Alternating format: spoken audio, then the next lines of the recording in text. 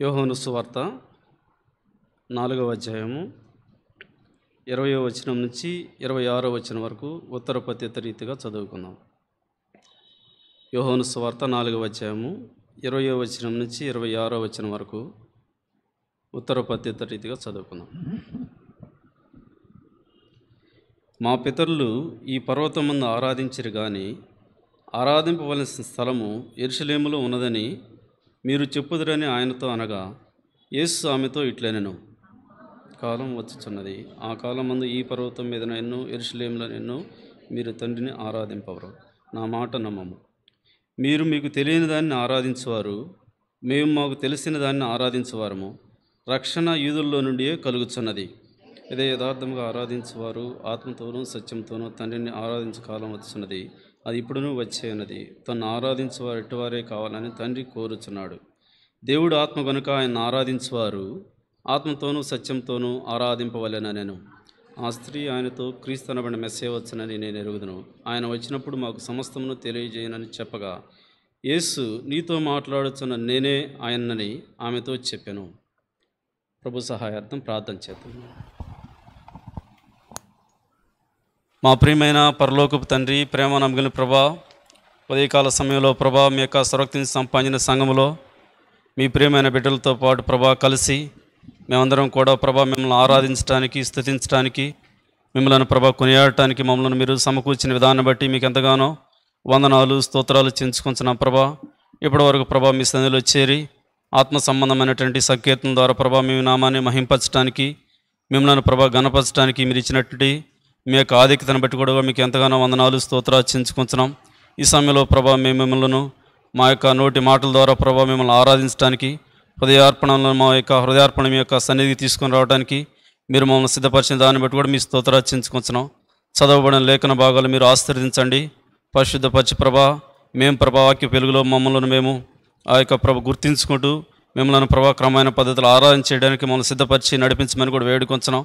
నన్ను ప్రభా సంపూర్తిగా మరుగు చేయండి. నిలువబడటానికి నిష్ప్రయోజకులను ప్రభా ఎందుకు పనికిరాను నా యొక్క దీనస్థితిని ఒప్పుకొంచుండగా ప్రభా మీ యొక్క ఆత్మ సాధనలను తీసుకుని వచ్చి మీ ప్రియమైన బిడ్డలందరూ ఆరాధించగలనా నన్ను కూడా మీరే బలపరచమని మీ సహాయాన్ని కోరుకొంచు. మీకే మహిమ ఘనత ప్రభలు ఆరోపించుకుంటూ మీ సన్నిధిని మేము అనుభవించడానికి మీ కృపను అనుగ్రహించమని యేసుక్రీస్తు నామమున ప్రార్థిస్తున్నాం తండ్రి, ఆమేన్.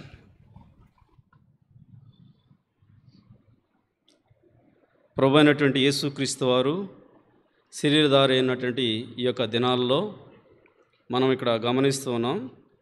మనకి తెలిసిన రీతిగా ప్రభు అయిన యేసుక్రీస్తు వారు ఈ యొక్క భూలోకానికి వచ్చిన విధానము, ఆయన ఏ రీతిగా ఈ భూలోకంలో నివసించాడో, ఏ రీతిగా ఆయన మనకు ఎన్ని విషయాలను తెలియజేశాడో, ఆ యొక్క సంఘటనలన్నింటినీ కూడా మనం గుర్తించిన వారంగా ఉంటున్నాం.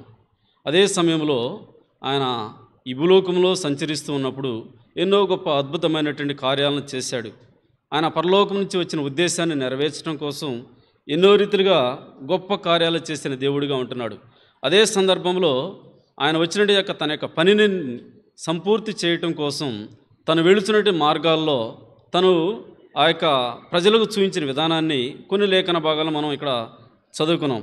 ఇక్కడ ఇది మనం గమనించినట్లయితే ప్రభువైన యేసుక్రీస్తు వారు ఈ భూలోకంలో ఉన్నప్పుడు తను తండ్రి, పరలోకపు తండ్రి పంపించినటువంటి ఉద్దేశాన్ని ఈ రీతిగా మనకు ఆయన తెలియజేసినాడు. ఆ దినాల్లో యేసు ప్రభువు వారు మార్గంలో గుండా వెళుతుంటే కొన్ని సంఘటనలు జరిగినట్లుగా మనం ఇక్కడ గుర్తించగలం. మనం చదవబడినటువంటి లేఖన భాగాలను కానీ మనం ఆలోచన చేసినట్టయితే ఇక్కడ ఎవరితో మాట్లాడుతున్నాడంటే ఒక స్త్రీతోటి మాట్లాడుతున్నట్లుగా మనం గమనిస్తున్నాం. మనం బాగా తెలిసినట్లుగా ఈ యొక్క స్త్రీ ఎవరంటే పేరైతే గ్రంథంలో రాయబడలేదు, కానీ ఆమె ఏ పట్టణానికి చెందిందో, ఆమె ఏ యొక్క ప్రాంతానికి చెందినదో రాయబడుతుంది. సమరయ స్త్రీ అని రాయబడుతుంది. ఆమె నివసించేటువంటి ఆ ఊరు కూడా చూసుకుంటే సుఖార్ అనేటువంటి ఊరిలో ఉంటుంది.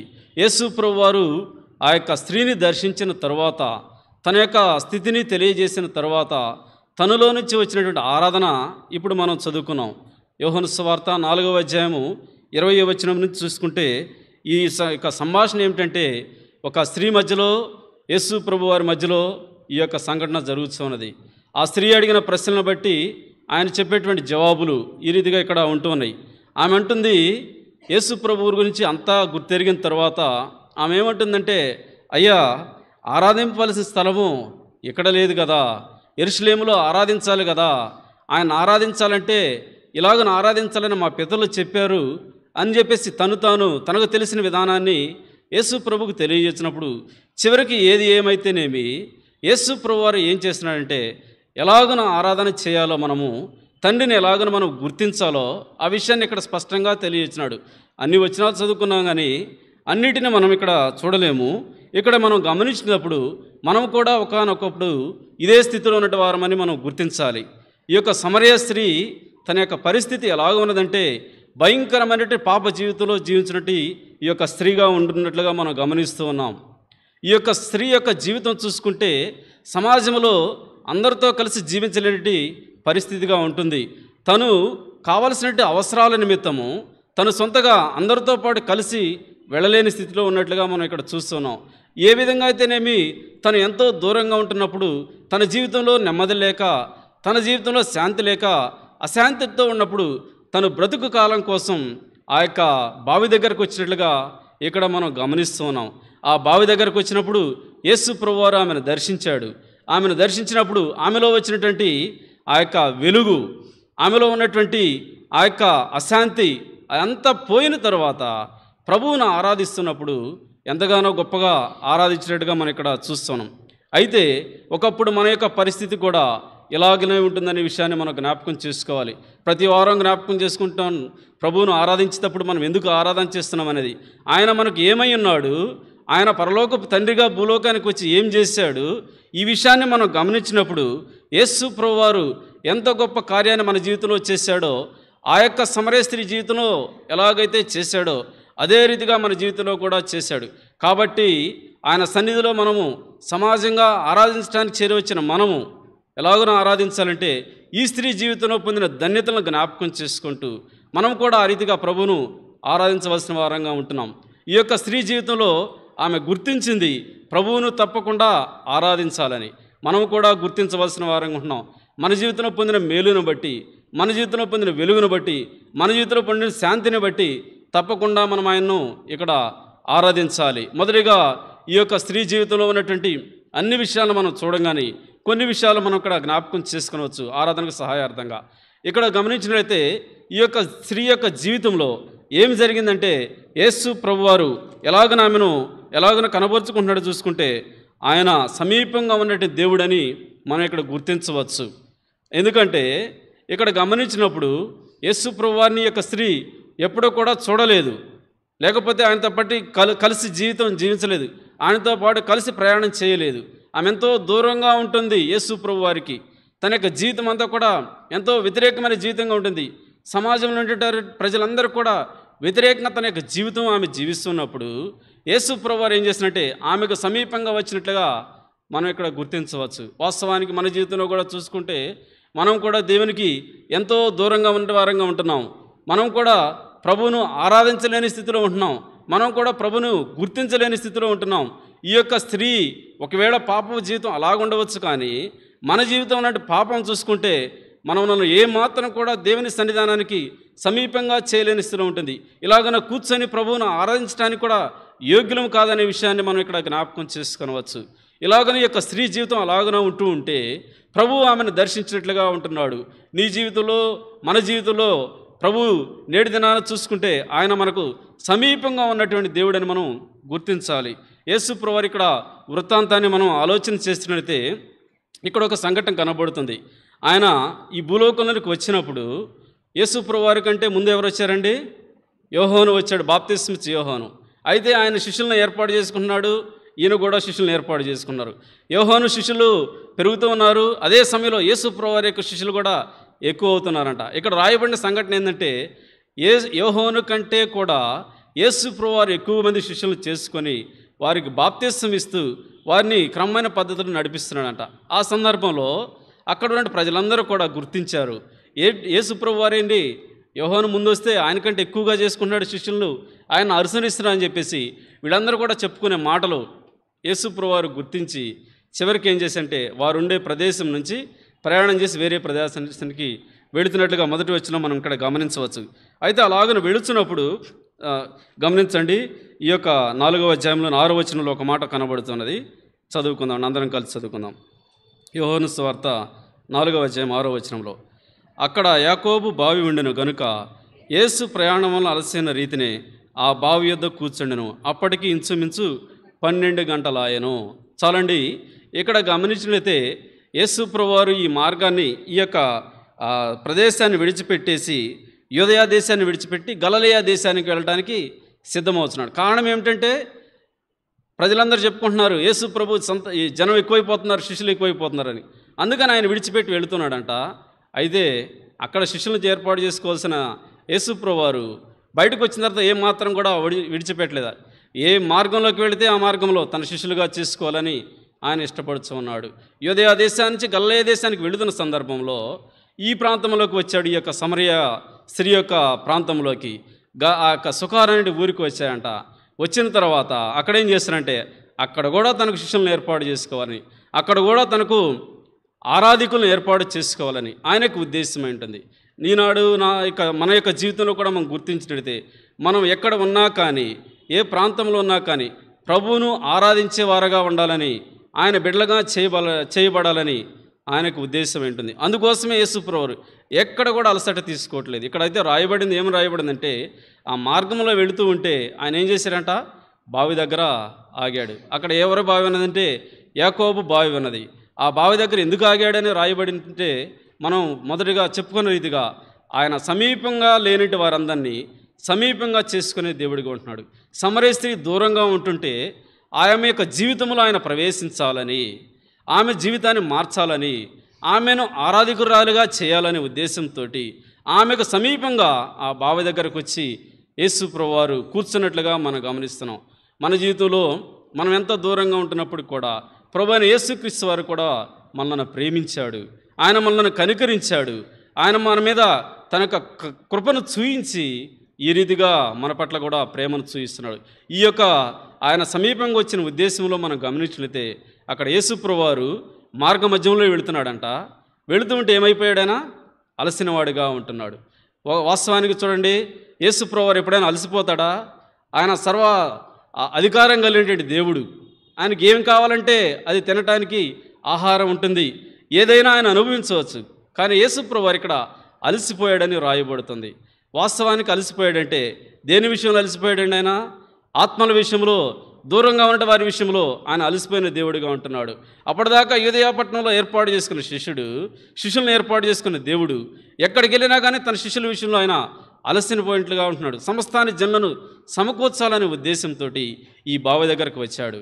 బావి దగ్గరికి రావటం కాదు, కానీ ఆ స్త్రీ కంటే ముందుగానే తన యొక్క జీవితాన్ని గుర్తించి ఇక్కడికి ఒక స్త్రీ రాబోతుంది, ఈమెను నేను మార్చాలనే ఉద్దేశాన్ని కలిగి ఉన్నాడు. మన జీవితంలో కూడా మనం చూసుకుంటే ఒకవేళ మనం అనుకోవచ్చు, ఏమనుకుంటామంటే నేను ఎక్కడ ఉంటున్నానో ఎవరికి తెలుసు, నేనేం చేస్తున్నానో ఎవరికి తెలుసు, నా జీవితం యొక్క పరిస్థితి ఎవరికి తెలియదు, నేను ఎంత ఘోరమైన పాపంలో జీవిస్తున్నానో ఎవరికి తెలియలేదు అనుకుంటున్నాము. కానీ ఒక ఆయన ఉన్నాడు, ఆయన చూస్తూ ఉన్నాడు, ప్రభు అయిన యేసుక్రీస్తు వారు, తండ్రి అనేటి దేవుడు, ఆయన సమస్తాన్ని గుర్తించినటువంటి దేవుడిగా ఉంటున్నాడు. నీవెక్కడుంటున్నా కానీ నేను రక్షించాలనే ఉద్దేశంతో నీకు సమీపంగా వచ్చినటువంటి దేవుడిగా ఆయన ఉంటున్నాడనే విషయాన్ని మనం జ్ఞాపకం చేసుకోవాలి. ఇక్కడ మనం ఇంకా గమనించినట్లయితే ఈ యొక్క స్త్రీ జీవితంలో ఆయన ప్రయాణం చేసి వచ్చాడు ఎంతో దూరం నుంచి. అంతేకాకుండా రెండవదిగా చూసినప్పుడు ఆయన అలసినట్టు వాడుగా ఉంటున్నాడు. ఆ అలసినటువంటి దేవుడు ఏమడుగుతున్నాడంటే వెయిట్ చేస్తూ ఉన్నాడు. అంటే అక్కడ కూర్చొని ఉన్నాడంట, ఎవరు వస్తారా అంటున్నాడు. అప్పటిదాకా చూస్తుంటే ఆయన శిష్యులు ఆయనతోటే ఉన్నారు, ప్రయాణం చేసేటప్పుడు వచ్చారు. కానీ ఇక్కడేమవుతుందంటే ఆహారం కోసం యేసు ప్రభువారికి ఏదైనా ఆహారం తేవాలని గ్రామంలోకి వెళ్ళారంట. అప్పుడు ఆయన ఏం చేస్తారంటే ఈ యొక్క స్త్రీని దర్శించినట్లుగా మనం గమనిస్తున్నాం. చూడండి, మన యొక్క జీవితం కూడా మనం ఎంతగానో దేవునికి వ్యతిరేకంగా ఉంటుండగా ఆయన మన కోసం ఎదురు చూసేటువంటి దేవుడిగా ఉంటున్నాడు. నా ప్రియురాలు, నా యొక్క కుమారి, నా యొక్క కుమారుడు నా దగ్గరకు వస్తాడా రాడా, వస్తే నేను దర్శించాలని ఆయన ఎదురు చూసిన దేవుడిగా ఉంటున్నాడు. అయితే ఇక్కడ యేసు ప్రభువారు ఆ బావి దగ్గర అక్కడ కూర్చొని ఉన్నాడంట. అలాగని కూర్చున్నప్పుడు ఆ స్త్రీ వచ్చింది. స్త్రీ వచ్చినప్పుడు కొన్ని విషయాలు మనకి ఇక్కడ కనబడుతున్నాయి, అవన్నీ మనం చూడం. కానీ మెట్టుకు మనం జ్ఞాపకం చేసుకోవాలంటే మనం కూడా ఆరాధించడానికి కారణం ఏమిటంటే దేవుడు మనకి ఏం చేశాడు, మన జీవితంలో ఏం చేశాడని గుర్తించినట్టయితే ఆయన మనకు సమీపంగా ఉన్నటువంటి దేవుడు అనే విషయాన్ని మనం జ్ఞాపకం చేసుకోవాలి. ఆయన అందరినీ కూడా ఎరిగిన దేవుడిగా ఉంటున్నాడు. ఎవరు వస్తారో ఏ మార్గంలో ఉంటాడో ఈ విషయాన్ని మనం జ్ఞాపకం చేసుకుంటే ఆయన ఎలాగున మనల్ని ఎరిగిన దేవుడో ఒకసారి గమనిద్దాం. చూడండి, ఇదే యోహోను రాసిన ఈ యొక్క సువార్తలోని 2వ అధ్యాయము 24వ వచనంలో ఒకసారి చదువుకున్నాను. 2వ అధ్యాయం 24వ వచనంలో, అయితే యేసు అందరినీ ఎరిగినవాడు గనుక ఆయన తను వారి వశం చేసుకోనలేదు, ఆయన మనిషిని ఆంతర్యమును ఎరిగినవాడు. చాలండి, ఇక్కడ గమనించినట్లయితే యేసు ప్రభువారంట ఏం చేశాడు? అందరినీ ఎరిగినవాడు అనే విషయాన్ని జ్ఞాపకం చేస్తున్నాడు. మనం ఎక్కడ ఉన్నా కానీ, ఎవరమైనా కానీ, స్త్రీలమైనా పురుషులమైనా, చిన్నవారమైనా పెద్దవారమైనా, ఏ ప్రాంతంలో నివసిస్తున్నా, ఎక్కడ ఉన్నా కానీ, ప్రయాణంలో ఉన్నా కానీ, ఒంటరిగా ఉన్నా కానీ, తప్పనిసరిగా ఆయన మనలను ఎరిగిన దేవుడిగా ఉంటున్నాడు. ఆ ఎరిగిన దేవుడు ఇంకా ఆయన అంటున్నాడు, ఆయన మనిషిని ఆంతర్యమనట ఎరిగినవాడు అని అంటున్నాడు. మనిషిని చూడటమే కాదు కానీ లోపల ఏమున్నదో కూడా మనుషుల యొక్క ఆంతర్యంలో అంటే సమస్తమును ఎరిగిన దేవుడిగా ఉంటున్నాడు. ఆనాడు సమరయ స్త్రీ యొక్క జీవితాన్ని ఎరిగిన దేవుడు ఈనాడు మనందరి జీవితంలో కూడా ఆయన ఎరిగి మనల్ని దర్శించాడు. అలాగను దర్శించడాన్ని బట్టి మనం ఆయనకు సమీపం కావటాన్ని పరిస్థితిని బట్టి నేటి దినాన్ని ఇలాగన ఆయనకు సమీపంగా వచ్చి ఆయన మనం ఆరాధించడానికి ఆయన మనకు ఎంతగానో సహాయపడుతుంది. అంతేకాదు, మనకు తెలిసిన లేఖన భాగంలో చూసుకుంటే 2వ దినవృత్తాంతాలు 16వ అధ్యాయం 9వ వచనంలో ఒక మాట రాయబడుతుంది. ఓకే చదవండి. బలపరచుటకై యెహోవా కనుదృష్టి లోకమంతటా సంచారం చేసింది. యెహోవా యొక్క కనుదృష్టి లేకపోతే యేసు ప్రభువు వారి యొక్క కనుదృష్టి ఎలాగ ఉన్నదంట? లోకమంతటా కూడా సంచారం చేస్తుంది. లోకమంతటా అంటే ఒక వ్యక్తిని చూడలేదు, ఒక ప్రాంతాన్ని చూడలేదు, లేకపోతే ఒక సంఘాన్ని చూడలేదు, ఒక జాతిని చూడలేదు. ఇక్కడ గమనించితే అందరిని కూడా లోకమంతా కూడా ఆయన యొక్క కనుదృష్టి సంచారం చేస్తుందంట. మన యొక్క జీవితంలో ఆయన కూడా ఆయన కనుదృష్టిని పంపించి ఇలాగను చేసిన దేవుడిగా ఉంటున్నాడు. సమరయ స్త్రీ విషయంలో చూసుకుంటే తా యొక్క స్త్రీ ఎంతో పాపపు జీవితంలో ఉంటుంది, తనెంతగానో తప్పిపోయిన స్త్రీగా ఉంటుంది, తనెంతగానో దూరంగా ఉన్న స్త్రీలాగా ఉంటుంది.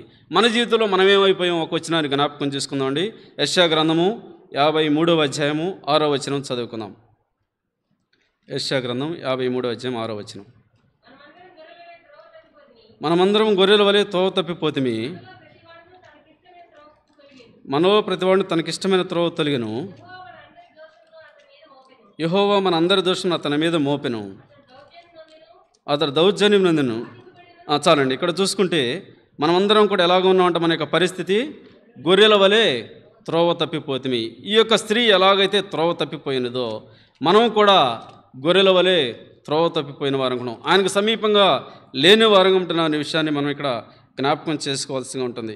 కాబట్టి మన జీవితం కూడా ఎంతగానో పాడైన స్థితిలో ఉంటుండగా, ఎంతగానో వ్యతిరేకంగా ఉంటుండగా ఆ త్రోవ తప్పిపోయిన వారిని సమీపంగా చేయాలని, త్రోవలకు తీసుకొని రావాలని, ఆయన మార్గంలోనికి తీసుకొని రావాలని, మనకు ఆయనకు సమీపంగా చేయాలనే ఉద్దేశంతో ప్రభువైన యేసుక్రీస్తు వారు మనలను కూడా ప్రేమించిన దేవుడు అనుకుంటున్నాడు. ఆ స్త్రీని ఎలాగనైతే ప్రేమించి ఆమె కోసం ఆయన నివాసం చేసి ఎదురు చూశాడో మన కోసం కూడా ఆయన ఎదురు చూస్తూ ఉంటున్నాడు. ఎప్పుడు వస్తారు నా ప్రియురాలు, ఎప్పుడు వస్తాడు నా యొక్క ప్రియుడు, నా కుమార్తె ఎప్పుడు వస్తారని చెప్పేసి ఆయన ఎదురు చూసేటువంటి దేవుడిగా ఉన్నాడు అనే విషయాన్ని మనకు జ్ఞాపకం చేసుకోవాలి. గొర్రెల విషయంలో మనం ఆలోచన చేసినట్లయితే ఎలాగైనా దారి తప్పిపోతండి. మనకు తెలుసు కదా, యేసు ప్రభువారు భూలోకి ఉన్నప్పుడు గొర్రెల విషయంలో ఎన్నో ఉపమానాలు చెప్పాడు. గొర్రెలు ఎలా ఉంటాయంటే ఆ కాపరి ఎలాగ నడిపిస్తుండే అలాగే వెళుతుంది. ఒకవేళ మార్గం తప్పిపోయి తిరిగి వెళ్ళిపోతే ఏం చేస్తాడండి? ఆ గొర్రెల కాపరి 100 గొర్రెలు ఉన్నాయనుకోండి, ఆయన ఎగ్జాంపుల్ చెప్తుంటాడు. ఒక మనుషునికి 100 గొర్రెలు ఉంటే ఆ 100 గొర్రెలు ఒక గొర్రె తప్పిపోయింది అనుకోండి, మార్గం తప్పిపోయింది అనుకోండి, దాన్ని ఏమాత్రం కూడా ఆయన విడిచిపెట్టాడంట. అది మార్గంలోకి వచ్చేందాకా అది ఎక్కడ తప్పిపోయిందని చెప్పేసి ఆ ముండ్ల పొదల్లోకి ఆయన కాపరి వెళ్ళేటి వాడిగా ఉంటున్నాడు. ఆ కాపరి ఎలాగైతే గొర్రె కోసం ఎదుగుతూ ఉన్నాడో పరమ కాపరి అయినటువంటి మన ప్రభువు కూడా మనల్ని సమీపంగా చేయాలని, ఆయన దగ్గర తీసుకుని రావాలని, ఎక్కడ నివాసం చేస్తే ఎక్కడ తిరుగుతామో ఆ ప్రాంతంలోకి వచ్చి ఆయన ఎదురు చూసే దేవుడిగా ఉంటున్నాడు. అలాగన ఆయన మనల్ని ఎరిగిన దేవుడు అనే విషయాన్ని జ్ఞాపకం చేసుకోవాలి. అందుకోసమే మనం దూరస్థలం ఏంటండగా దూరస్థలమైన సమీపస్తులుగా చేయటం కోసం ఆయన గొప్ప కార్యాన్ని చేశాడని మనం ఆ యొక్క వచన భాగాల్లో చదువుకుంటున్నాం. ఎఫెసీయులకు రాసిన పత్రిక 2వ అధ్యాయము 11 నుంచి మన యొక్క పరిస్థితి రాయబడుతుంది. చూడండి, 11 నుంచి చదువుకుందామండి. చదవండి. శరీర విషయంలో అన్ని జనులమై ఉండి అనబడిన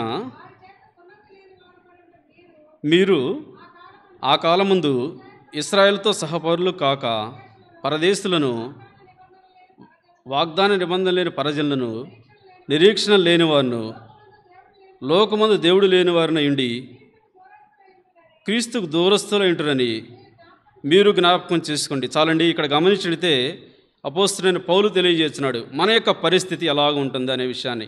ఆ యొక్క గొర్రెలు ఎలాగైతే మార్గాన్ని తప్పిపోయి తిరుగుతున్నాయో, స్త్రీ యొక్క జీవితం ఎలాగైతే తప్పిపోయి ఉంటుందో, తన పాప జీవితంలో ఎలాగనైతే నివసించిందో, మన యొక్క పరిస్థితి కూడా స్పష్టంగా ఇక్కడ కనబడుతుంది. మనం ఏమాత్రం కూడా దేవుని యొక్క ప్రేమను పొందడానికి అర్హులం కాదు, ఏమాత్రం కూడా ఆయనకు సమీపంగా రావడానికి యోగ్యులం కాదు. అలాంటి మనలను ఆయన సమీపంగా చేసేట మన యొక్క పరిస్థితి ఎలా ఉందంట, మునుపు శరీర విషయంలో మనం ఎలాగున్నాం, అన్యజనుల్లాగా ఉంటున్నాం. అన్యజనులు అంటే దేవునికి సంబంధించిన వారం మనం ఏమాత్రం కాదని ఈ విషయాన్ని జ్ఞాపకం చేస్తున్నాడు. వాస్తవానికి మన జీవితం కూడా అన్యులైన వారమే. ఈ యొక్క రక్షణ పొందటానికి, లేకపోతే దేవునికి దగ్గరగా రావటానికి మనకు ఏ మాత్రం అర్హత లేని స్థితిలో మనం ఉంటున్నామనే విషయాన్ని జ్ఞాపకం చేసుకోవాలి. అంతేకాదు కానీ ఆ కాలమందు ఇశ్రాయేలుతో సహపౌరులం కూడా మనం కాము. ఆ యొక్క యేసు ప్రభువారు ఎవరికి ఆయన వారసుడు, లేకపోతే ఎవరికి దేవుడు అంటే ఆ ఇశ్రాయేలుకి ఆయన వారసుడిగా సహపౌరత్వాన్ని ఇచ్చేటువంటి దేవుడిగా ఉంటున్నాడు. ఇంకా గమనిస్తే మనం పరదేశంలో ఉంటున్నాం. మన యొక్క దేశం కూడా ఆ దేశం కాదు. మనము లోకములో దేవుడు లేని వారంగా ఉంటున్నామంట. మన యొక్క పరిస్థితి చూడండి. ఆ దేవుడు లేని వారు ఉంటూ క్రీస్తుకు దూరస్తులేంటిరి అని జ్ఞాపకం చేసుకుంటున్నాడు. మన యొక్క జీవితం యొక్క పరిస్థితి ఎలాగుంటుందంటండి, ఈ విధంగా తప్పిపోయిన స్థితిలో ఉంటున్నాం. మనం దేవునికి సమీపంగా లేని వారంగా ఉంటున్నాం, అన్యజనులమై ఉంటున్నాము, తర్వాత పరదేశులమై ఉంటున్నాము, వాగ్దాన నిబంధన లేని పరజనులంగా మనం ఉంటుండగా అలాంటి వారిని ఏం చేస్తున్నాడు ఇప్పుడు ఆయన సమీపంగా చేయాలని ఇష్టపడుతున్నాడు. 13వ వచనంలో అదే మాట రాస్తున్నాడు. అయినను మునుపు దూరస్తులని మీరు ఇప్పుడు క్రీస్తు చేస్తున్నందు క్రీస్తు రక్తం వలన సమీపస్తులై ఉంటున్నారు. ఒకప్పుడు మన యొక్క పరిస్థితి ఇలాంటి జీవితమే. అన్యులైన వారము, అపవిత్రులమైన వారము, పరజనులమైన వారము, వాగ్దాన నిబంధన లేక నివసించే మనల కోసము మనం దూరస్తులుగా ఉంటుంటే ఆ దూరస్తులను మనల్ని సమీపస్తులుగా చేయటం కోసం ఆయన ఏం చేస్తున్నాడంట, క్రీస్తు రక్తం వల్ల మనను సమీపస్తులుగా చేస్తున్నాడు. యేసు ప్రభు యొక్క రక్తం ద్వారా మనకు దగ్గర సంబంధాన్ని ఆయన తీసుకొని వచ్చినట్టుగా జ్ఞాపకం చేస్తున్నాడు. 14వ వచనంలో ఇంకా రాయబడుతుంది ఆయన ఏం చేశాడనేది. ఆయన మన సమాధానమై ఉండి మీకును మాకును ఉండిన ద్వేషమును విధిరూపమైన ఆజ్ఞల ధర్మశాస్త్రము కొట్టివేయుడు చేత మధ్య గోడను పడగొట్టి మన ఉభయులను ఏకము చేసెను. దూరస్తులంటే మనల్ని ఏం చేసినాడంటే ఆయన ఆ మధ్య గోడ అడ్డంగా ఉంటుండగా, సమీపంగా రానే స్థితిలో ఉంటుండగా క్రీస్తు యొక్క రక్తం ద్వారా ఉభయులను ఉంటే అన్యజనులంటే మనల్ని ఏం చేస్తున్నాడు, చివరికి ఏకం చేస్తున్నాడు. ఆయనతో సహపౌరత్వాన్ని అనుగ్రహిస్తున్నాడు. ఆయన ప్రజలతో కలిసి జీవించాలని, సమీపంగా ఉండాలనే ఉద్దేశంతో ఈ యొక్క గొప్ప కార్యాన్ని దేవుడు చేసినట్లుగా మన జీవితంలో గమనించగలం.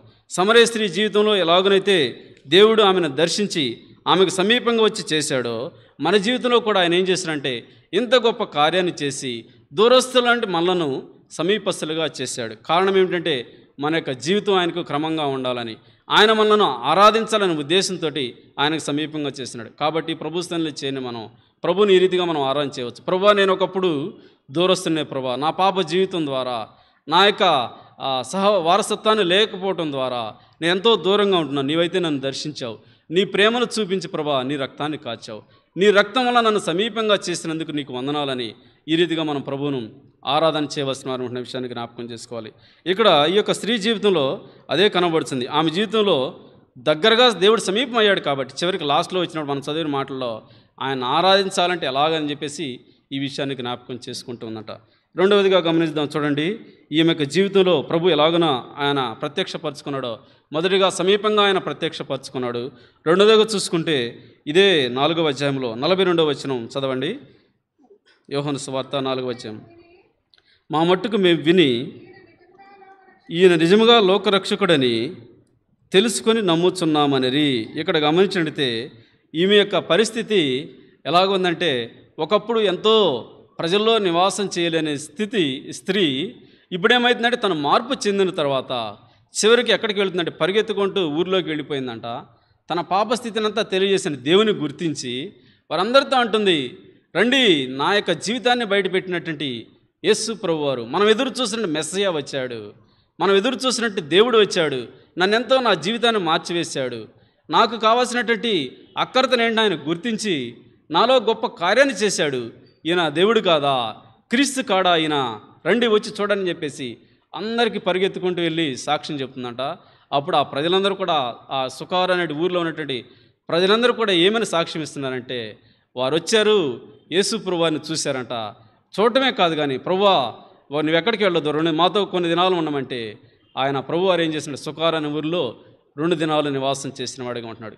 ఈ 2 దినాలు నివాసం చేసిన తర్వాత వీరు చెప్పే సాక్ష్యం ఏంటంటే, ఈ స్త్రీ చెప్పిన మాట కాదు కానీ అయ్యా, మేము నిజంగా నిన్ను చూసాము, నిజంగా నిన్ను గమనించి ఏమని తెలుసుకున్నారట, లోక రక్షకుడు అని తెలుసుకుని నమ్ముతున్నామని చెప్పారట. రెండవదిగా చూసుకుంటే, ఈ యొక్క సమరయ స్త్రీ జీవితంలో, లేకపోతే ఆ ఊరి ప్రజలందరి పట్ల కూడా ఆయన ఏమయ్యాడు, లోక రక్షకుడిగా ఉంటూ ఉన్నాడు. కాబట్టి మన జీవితంలో కూడా ఆయన మనకు ఎలాగ ఉన్నాడంటే లోక రక్షకుడు అనే విషయాన్ని మనం గుర్తించాలి. ఆయన మన జీవితంలో రక్షకుడిగా దొరికాడు. అందును బట్టి మనం ప్రభువును ఆరాధన చేయవలసిన వారు అనుకుంటున్నాం. మొదటిగా చూసుకుంటే మనకు సమీపంగా ఉన్నటువంటి దూరస్తులను మనల్ని సమీపస్తులుగా చేశాడు. అలాగనే చూసుకుంటే ఆయన మనకు రక్షణ లేంటి మనకు రక్షణను అనుగ్రహించిన దేవుడిగా ఉన్నాననే విషయాన్ని జ్ఞాపకం చేసుకోవాలి. వాస్తవానికి ఈ యొక్క రక్షణ విషయంలో జ్ఞాపకం చేసుకుంటే, రక్షణ ఎవరికి అవసరం అవుతుందండి? రక్షణ ఎవరికి కావాలండి? రక్షణ చూసుకుంటే మన యొక్క ప్రస్తుత దినాల్లో కూడా చూసుకుంటే రక్షణ కావాలి. రక్షణ అనేది చెప్పుకోవాలంటే ఎవరైతే అపాయంలో ఉంటున్నారో, అపాయం నుండి వారికి ఏం కావాలి? రక్షణ కావాల్సి ఉన్నది. ఎవరైతే వ్యాధి చేత బాధపడుతున్నారో వారికి ఆరోగ్యం కావాలి. ఎవరైతే ఉగ్రతలో ఉంటున్నారో ఉగ్రత నుంచి తప్పించబడాలి. ఎవరైతే కాలిపోతూ ఉంటున్నారో కాలిపోయిన వారికి రక్షణ అవసరంగా ఉంటుంది. మన జీవితంలో కూడా మన యొక్క పరిస్థితి ఎలాగ ఉంటుందంటే, రక్షణ లేని వారంగా ఉంటున్నాం. ఒకప్పుడు మనం రక్షణ లేకుండా ఉంటుండగా ఆ రక్షకుడైనటువంటి యేసు ప్రభువారు మనల్ని రక్షించడం కోసం ఈ భూలోకాన్ని కరుదించాడు. ఆయన యేసు ప్రభువుగా భూలోకాన్ని కరుదించి మనకు రక్షణ ఇవ్వాలని ఎంతో గొప్ప కార్యం చేసిన వాడు అనుకుంటున్నాడు. మన జీవితాన్ని కొన్ని విషయాల ద్వారా జ్ఞాపకం చేసుకుందాం. చూడండి, సామెతలో 14వ అధ్యాయం 7వ వచనం, క్షమించండి, కీర్తనలు 14:7 చదవండి ఎవరైనా తీసిన వాళ్ళు. సియోను నుండి ఇశ్రాయేలుకు రక్షణ కలుగును గాక.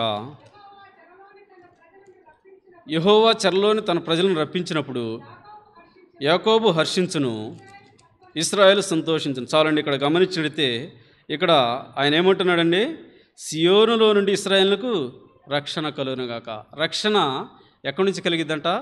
సియోను నుంచి కలిగిద్దంట. ఇక్కడ కూడా ఈ యొక్క స్త్రీ విషయంలో కూడా సంభాషణ జరిగేటప్పుడు యేసు ప్రభువారు అంటున్నాడు, ఏమని అంటున్నాడంటే, ఆ చివరి వచనాలు ఉంది, రక్షణ యూదుల్లో నుండే కలుగుతుందని అంటున్నాడు. మనం చదివిన లేఖన భాగాలు ఆ మాట కనబడుతుంది.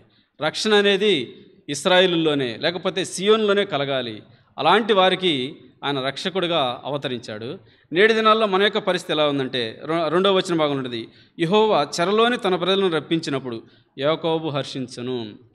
వారి యొక్క ఇశ్రాయేలు యొక్క పరిస్థితి ఎలాగ ఉందంటండి, వారు చెరలో నివసించిన వారు. మనకు తెలుసు కదా, నిర్గమాకాండంలో గమనిస్తున్నాం, మన పితరులంటి వారు యాకోబు సంతానమైనటువంటి ఇశ్రాయేలీలు ఎక్కడ ఉన్నారంటే, వారు ఐగుప్తులోకి దాస్యంలోకి వెళ్ళారు.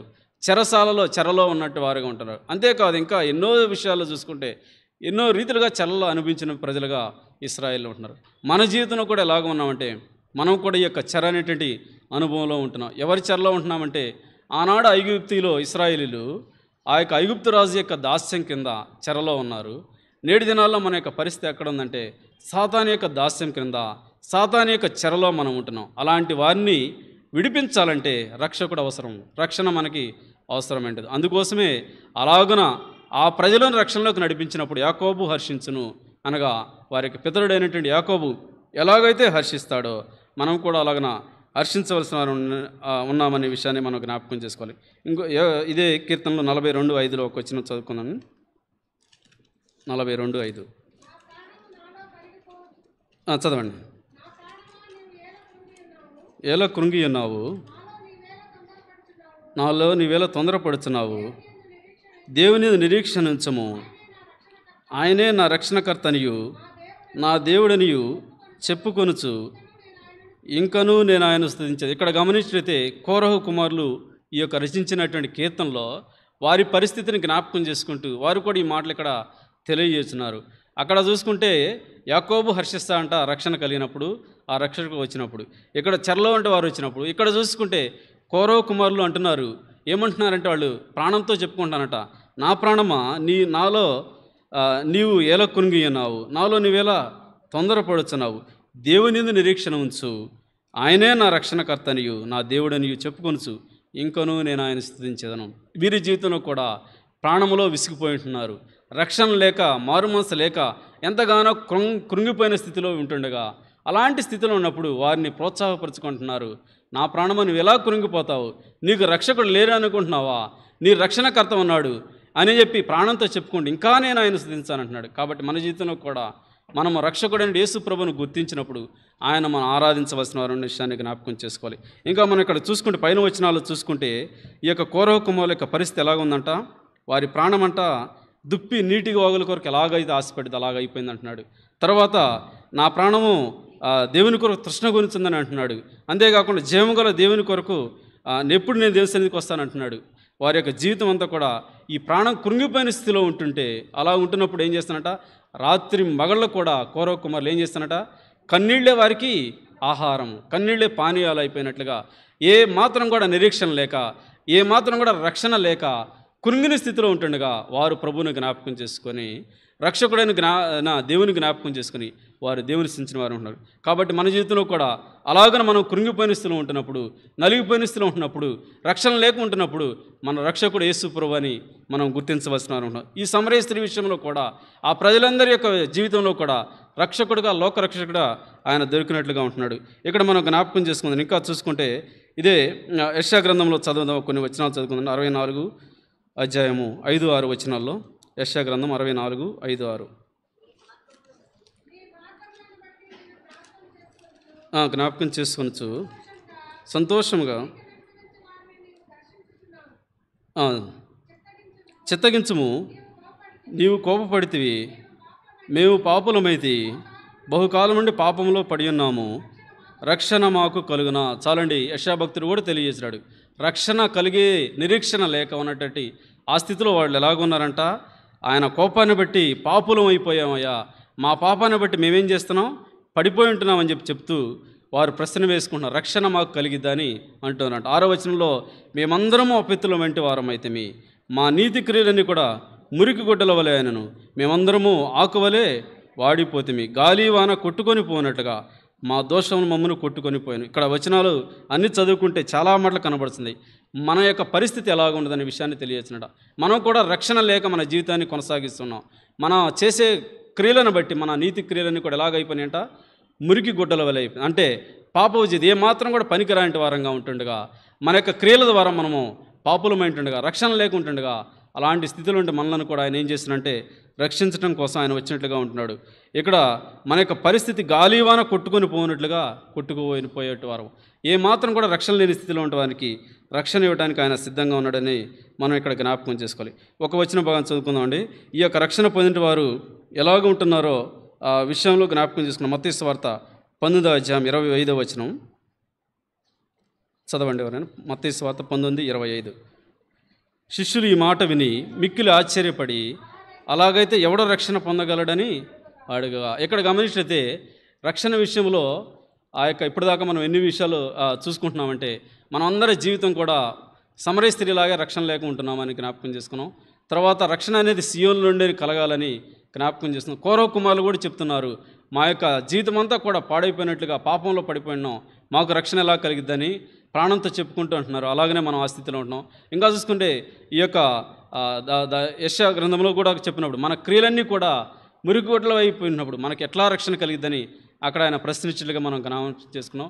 ఇక్కడ చూసుకుంటే శిష్యులు అంటున్నారు, ఇది ఎలాగూ జరిగిద్ది, ఎలాగున రక్షణ పొందగలమని చెప్పేసి యేసు ప్రభుతో ప్రశ్న వేస్తున్నాడు. ఎప్పుడు ప్రశ్న వేస్తున్నాడు? ఈ సందర్భంలో ఆ యొక్క ఒక వ్యక్తి వచ్చాడు, ధనవంతుడు వచ్చాడు.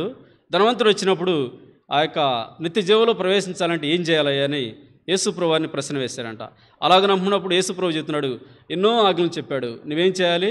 నీ పాప జీవితాన్ని విడిచిపెట్టాలి, వ్యభిచార జీవితాన్ని విడిచిపెట్టాలి, ఆ అబద్ధ సాక్ష్యాలు పలకకూడదు, నీవు నమ్మకంగా జీవించాలి, అన్ని తల్లిదండ్రులు సన్మానించాలని గొప్ప అన్ని ఆజ్ఞలు చెప్పాడు. చెప్పిన తర్వాత ఆ ధనవంతుడు ఏం చేస్తున్నాడంట, వ్యసనపడుచు తిరిగి వెళ్ళిపోయాడంట. ఆ సందర్భంలో యేసు ప్రభువు ఒక మాట అంటాడు. ఏమంటున్నాడంటే, ఒంటె సూది బెజ్జంలో దూరటం చాలా సులభం అంట అని ఆయన సెలవిస్తున్నాడు. చదవండి, ఆ వచ్చిన భావం చదువుకుందాం.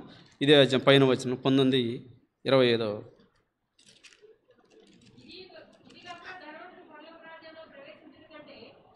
ధనవంతుడు పరలోక రాజ్యంలో ప్రవేశించడం కంటే సూది బెజ్జంలో ఒంటి దూరడు సులభమని మీతో చెప్పుచున్నాను నేను. ఇక్కడ సెలవిస్తున్న సంగతి అంటే దీన్ని బట్టి మీ శిష్యులు ఆశ్చర్యపడిపోతానట.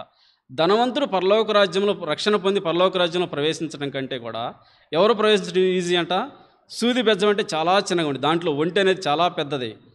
శరీర విషయంలో చూసుకుంటే అది ప్రవేశించడం చాలా సులభమని చెప్తూ ఉన్నప్పుడు శిష్యులు ఈ మాట విని, ప్రభువా ఎలాగైతే ఎవరు రక్షణ పొందుతారయ్యా, నీ నిత్యత్వంలోకి పోవాలంటే ప్రవేశించాలంటే ఆ రక్షణ ఎలాగ దొరికిద్ది అని చెప్పేసి ఇక్కడ ప్రశ్న వేస్తున్నట. మనం కూడా అదే స్థితిలో ఉంటున్నాం. ఒకవేళ మన యొక్క స్థితి ఎలాగ ఉన్నప్పటికి కూడా మనకు రక్షణ కలగాలంటే ఆయన చెంతకు వచ్చినప్పుడు క్రీస్తు రక్తం ద్వారా మనకు రక్షణ కలుగుతుంది. నోవహు జీవితంలో ఒక వచనం చదువుకోవచ్చండి. హెబ్రీలు రాసిన పత్రికలో నోవహు ఎలాగున రక్షణ పొందాడు విషయాన్ని హెబ్రీలు రాసిన పత్రిక 11:7 వచనం చూడండి. హెబ్రీ రాసిన 11:7 విశ్వాసం బట్టి నోవహు అది వరకు చూడని సంగతులను గూర్చి దేవుని చేత హెచ్చరించబడి భయభక్తులు గలవాడై తన ఇంటి వారి రక్షణ కొరకు ఒక ఓడను సిద్ధం చేసెను.